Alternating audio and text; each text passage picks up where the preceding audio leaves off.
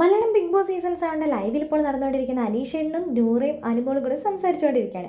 നൂറ് പറയുന്നുണ്ട്, നവംബറിലാണ് എൻ്റെ ബർത്ത്ഡേ, നിങ്ങളെല്ലാവരും വരണം. അനീഷേട്ടൻ വരുമ്പോൾ എനിക്ക് എന്തെങ്കിലും റെഡ് റോസോ എന്തെങ്കിലുമൊക്കെ ഗിഫ്റ്റ് കൊണ്ടുവരണം, എനിക്ക് ഗിഫ്റ്റ് തരുന്നത് ഭയങ്കര ഇഷ്ടമാണ്. അപ്പോൾ അനുമോൾ പറയുന്നുണ്ട്, ഞാൻ വേണമെങ്കിൽ ഒരു പേസ്റ്റും ബ്രഷും കൊണ്ടുവന്നേരാമെന്ന്.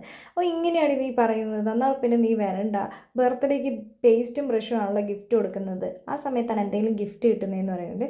അപ്പോൾ അനീഷേട്ടൻ പറയുന്നുണ്ട്, ഞാൻ വരാൻ നോക്കാമെന്ന്. അപ്പോൾ അനുമോളോട് പറയുന്നുണ്ട്, എൻ്റെ ബർത്ത്ഡേക്ക് എന്താണെങ്കിലും വരണം, മാർച്ച് 20. അത് അടുത്ത വർഷമല്ല അനീഷേട്ടൻ, എന്താണെങ്കിൽ ഞാൻ വരും, പിന്നെ മറക്കരുത്.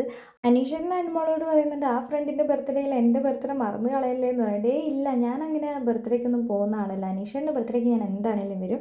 അപ്പോൾ നൂറ് അനീഷേട്ടനോട് ചോദിക്കുന്നുണ്ട്, അനീഷേട്ടൻ ഇനി കല്യാണമൊന്നും കഴിക്കില്ലേ, ഇങ്ങനെ തന്നെ പോകാനാണോ പ്ലാൻ, ആരെങ്കിലും വന്നു കഴിഞ്ഞാലും സമ്മതിക്കില്ലേ എന്നൊക്കെ ചോദിക്കുന്നുണ്ട്. അപ്പോൾ അനുമോൾ പറയുന്നുണ്ട്, അങ്ങനെ പറയരുത്, അനീഷേട്ടൻ എന്താണെങ്കിലും കല്യാണം കഴിക്കണം, കഥയൊക്കെ എഴുതി ഒന്ന് മൈൻഡൊക്കെ ഒന്ന് മാറിയതിന് ശേഷം എന്താണെങ്കിലും ജീവിതത്തിൽ ഒരു കൂട്ടൊക്കെ വേണമെന്ന് പറയുന്നുണ്ട്. അപ്പോൾ അനീഷേട്ടൻ പറയുന്നുണ്ട്, നോക്കാം, സമയമാവട്ടെ, അങ്ങനെ ആരെങ്കിലും വരികയാണെങ്കിൽ നോക്കാമെന്ന് പറഞ്ഞിരിക്കുന്നുണ്ട്.